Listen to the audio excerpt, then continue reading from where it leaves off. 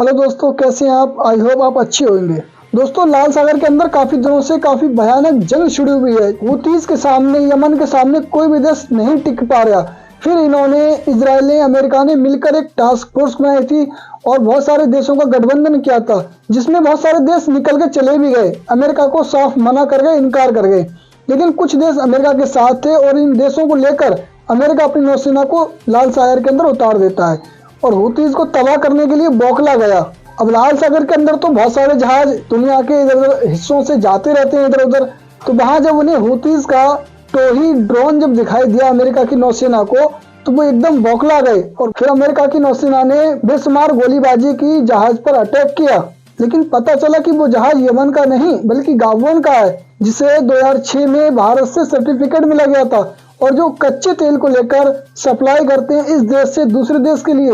और वो जहाज रूस के बंदरगाह से लाल सागर के दक्षिण में जा रहा था। लेकिन ये अमेरिका के नौसेना ने ये समझा कि ये हूतीज का जहाज है, यमन का जहाज है। हूतीज के टोही ड्रोन को देखकर अमेरिकी नौसेना बौखला गई और गोलीबारी शुरू की, जिसमें यमन को तो नहीं बल्कि गाबोन के एक जहाज को जो कच्चे तेल को लेकर जा रहे थे उसको निशाना बनाया और उसको टक्कर मार दी। उस जहाज में 25 भारतीय भी सवार थे।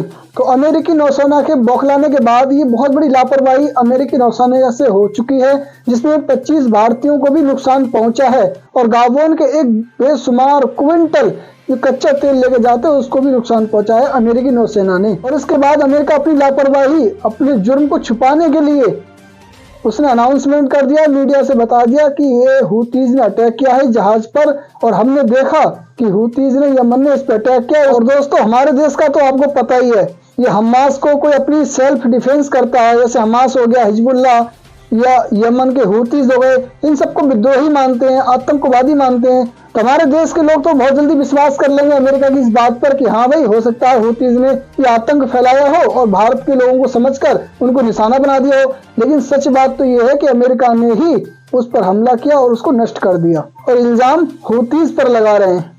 बहरहाल देखते हैं कि इस घटना के बाद क्या एक्शन लिया जाता है और हमारे भारत की सरकार इस मामले में अमेरिका के विरुद्ध जाती है या नहीं, या हूतीज के लिए बुरा भला कहते हैं। ये सारी बातें हम आगे वीडियो में, अगर ऐसी न्यूज आएगी तो आपको जरूर दिखाएंगे। आप इसी तरह की लेटेस्ट और सच्ची खबर देखने के लिए चैनल को सब्सक्राइब कर लें। मिलते हैं नेक्स्ट किसी वीडियो में, तब तक के लिए अपना ध्यान रखिएगा।